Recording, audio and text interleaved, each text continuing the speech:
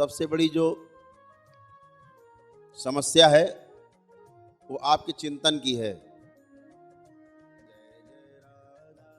कैसा आप चिंतन करते हैं, चिंता के रूप में करते हैं या लोक कल्याण के अर्थ में करते हैं। जो लोक कल्याण के अर्थ में सोच विचार होता है उसे चिंतन कहते हैं, और जो स्वयं अपने लिए होता है केवल उसे चिंता कहते हैं। तो कैसा आपका सोच विचार है, इस पर भी आपका स्वास्थ्य डिपेंड करता है भविष्य में। इसलिए अपना सोच विचार सदैव सकारात्मक रखें, अच्छा सोचें, अच्छा देखें, अच्छा बोलें, अच्छा सुनें, अच्छे हो जाएंगे, अच्छे बने रहेंगे। यही प्रक्रिया है और यही तरीका है उसका। तो जो तमाम नकारात्मक शक्तियां आपके साथ, आपके परिवार में, आपके डीएनए ऊर्जा पथ में रहती थी, सभी में रहती हैं, उसी के कारण आपके मस्तिष्क में एक सूजन पैदा होती है स्थूल रूप से हाड़ मांस के शरीर में। और जब ये सूजन अंदर रहती है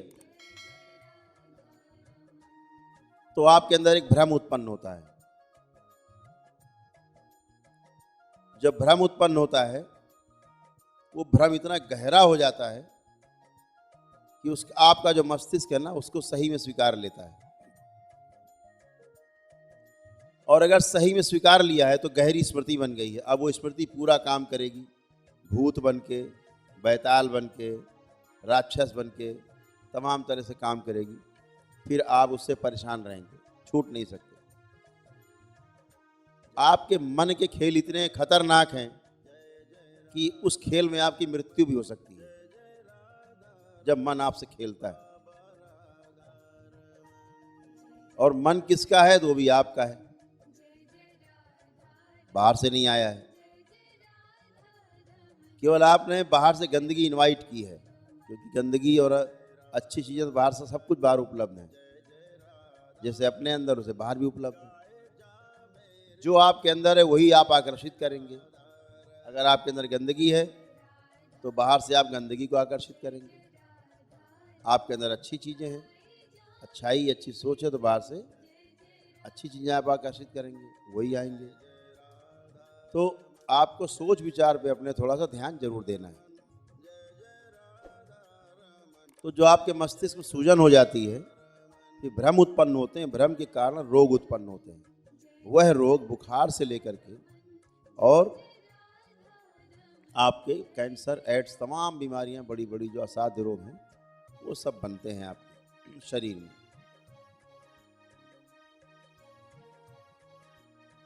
तो आपको ये भ्रम समाप्त करना है, ये सूजन हटानी है। सूजन हटाने के लिए अभी तक इस पृथ्वी में ऐसी कोई औषधि नहीं बनी है जो आपकी सूजन हटा सके।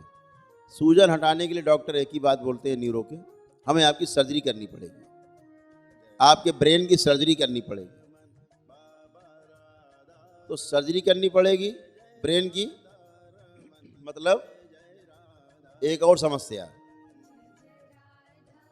कि सूजन तो गई नहीं और खोपड़ी और फड़वा ली, हथौड़ा छेनी चलवा के, तो रही सही कसर और पूरी हो गई आपकी। तो सूजन जाने की कोई दवा नहीं बनी आज तक। दूसरा, ऐसी कोई औषधि भी नहीं बनी आज तक जो आपके मस्तिष्क में प्रवेश करा दे डॉक्टर सीधे, तो वहाँ फायदा होने लगे, तो वो भी नहीं है। तो फिर क्या करते हैं न्यूरो के डॉक्टर साहब?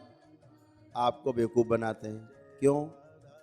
खुद ही बेवकूफ़ है, बेचारों को पता ही नहीं कि समस्या कहाँ पे है। आपको शायद पता ना हो कि हमारे मस्तिष्क में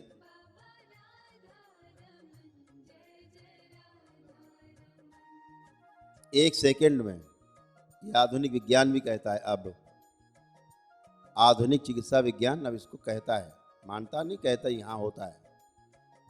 आपको जान के आश्चर्य होगा, आपके मस्तिष्क के अंदर निरंतर विस्फोट होते रहते हैं, विस्फोट चलते रहते हैं। और आपको ये जान के आश्चर्य होगा कि एक सेकंड में, एक मिनट नहीं कह रहे हैं, एक घंटा नहीं कह रहे हैं हम, एक घंटा या एक मिनट नहीं कह रहे हैं, एक सेकंड में आपके इस मस्तिष्क के अंदर 1,00,000 केमिकल रिएक्शन होते हैं हर सेकंड।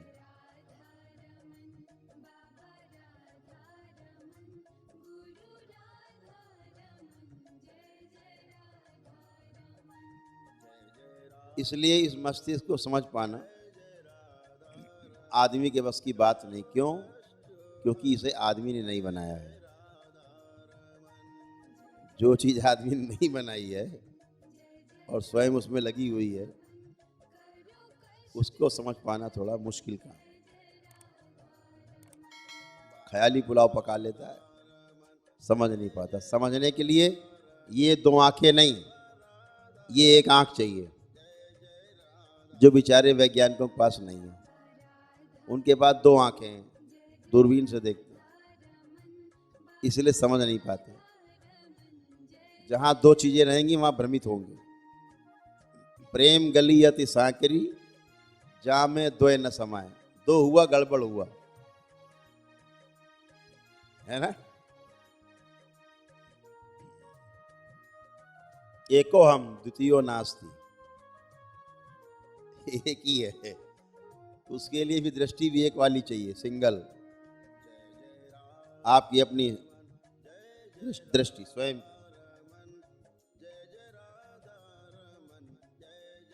और इसीलिए जो बड़े बड़े वैज्ञानिक हुए, चूंकि उनका कंसंट्रेशन, उनका जो ध्यान देने की क्षमता, एकाग्रता बहुत पैनी हो जाती है वैज्ञानिक की, जो रिसर्च करते हैं, अगल बगल से टूट जाते हैं। वो ध्यान ही है, वो एक प्रकार का ध्यान है, गहरा ध्यान है उनका।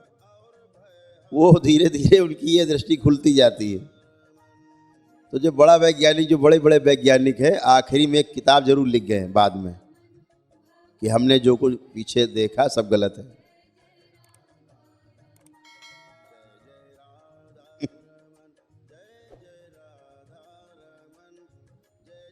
क्योंकि वो धीरे धीरे विज्ञानी से ज्ञानी बन जाता है, फिर उसकी 2 दृष्टि जो है वो बंद होकर के सिंगल वाली खुल जाती है। तो पछताता है जिंदगी भर कि मैंने क्या कहा, क्या था और क्या देख रहा हूँ, असली बात तो यहाँ है।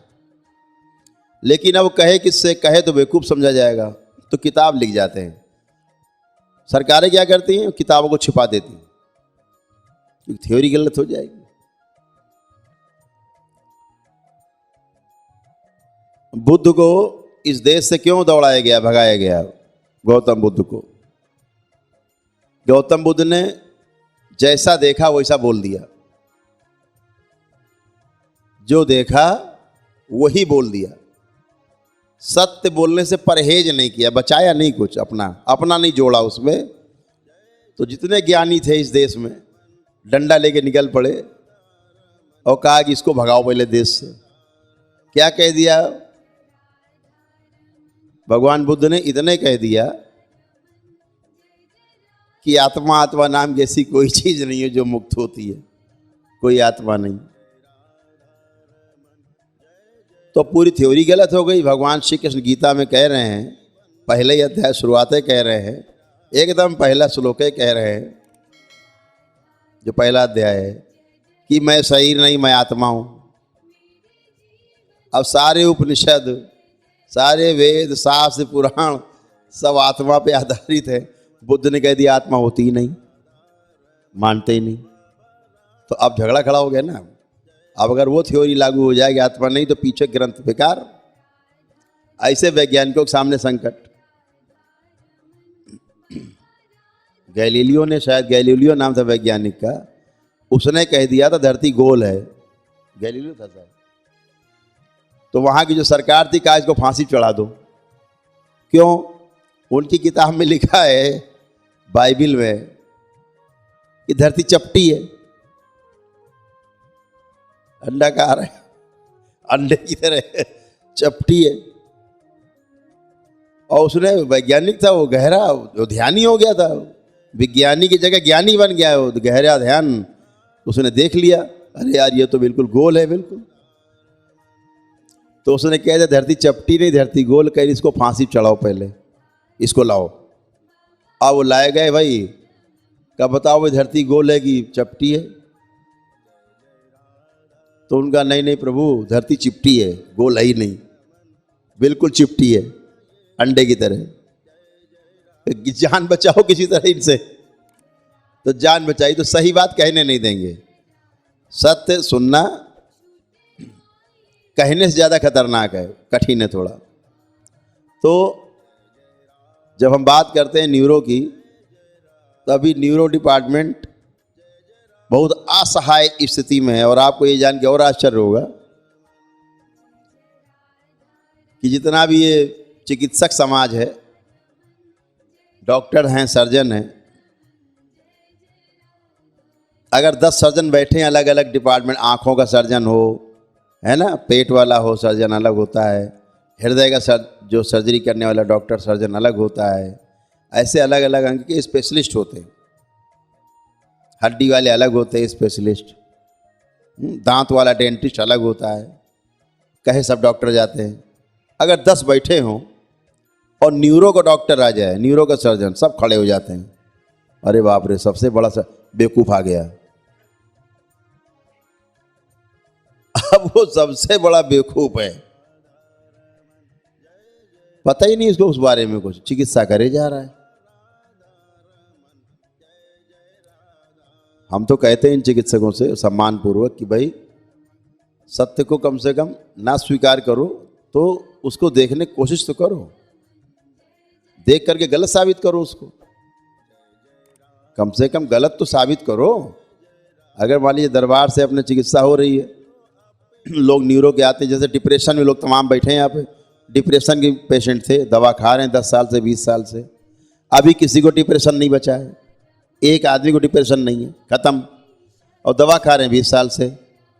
तो डॉक्टर साहब का कहना ज़िंदगी भर खाना है दवा, ये कौन सी चिकित्सा है भाई कि दवा ज़िंदगी भर खाना आपको डिप्रेशन की? तो डिप्रेशन जो है धीरे धीरे क्या होता है, जब डिप्रेशन से आप बाहर नहीं निकलेंगे तो पागल हो जाएंगे, फिर आपकी लंबी चिकित्सा चलेगी। पागलपन की स्थिति में क्या होती है, आपकी हर स्मृति काली हो जाती, जकड़ जाती गहरे में, तो पागल हो जाते हैं आप। तो फिर डिप्रेशन से आप पागलपन में चले जाते हैं। पागल क्या करेगा, उलूल जुलूल बातें करेगा, बेसिर पैर की बातें करेगा, बड़बड़ाएगा दिन भर, वो कुछ करेगा। डिप्रेशन में और पागलपन में फ़र्क है, कभी समय मिलेगा तो अंतर समझाएंगे। डिप्रेशन यहाँ पर किसी को नहीं है। अब डॉक्टर साहब दवा खिला रहे हैं ज़िंदगी भर, यहाँ तो आए हो, अब प्रक्रिया पूरी करो, ठीक, तो कम से कम उस बात को समझना आवश्यक है। तो आपको भी समझना है कि दिमाग की सूजन जाना बहुत ज़रूरी है। अगर ये सूजन रहेगी तो इसका मतलब ये हुआ कि आप फिर से नकारात्मक सोचेंगे और धीरे धीरे धीरे धीरे फिर आप एक गट्ठर बनाएंगे, धीरे धीरे स्मृतियों का गट्ठर, और कोई नया रोग एक तैयार करेंगे शरीर में। फिर डॉक्टर साहब के पास जाएंगे, डॉक्टर साहब हमें देख लो जरा, हमारा पैर सड़ रहा है। तो उससे बचने के लिए, भ्रम से बचने के लिए मस्तिष्क की सूजन जाना आवश्यक है। उसके लिए दरबार में जो लेप है उसको मस्तिष्क में लगाना है कम से कम 3 माह तक। जो लोग डिप्रेशन या पागलपन के शिकार रहे हैं, बांध के लाए जाते रहे, गाली गलौज, मारपीट, तोड़फोड़ करते रहे, वो कम से कम 6 माह उसका लेपन का सदुपयोग करेंगे। ये आपको ध्यान रखना है। गुरुवर राधा रमन, ले लो अपनी शरण।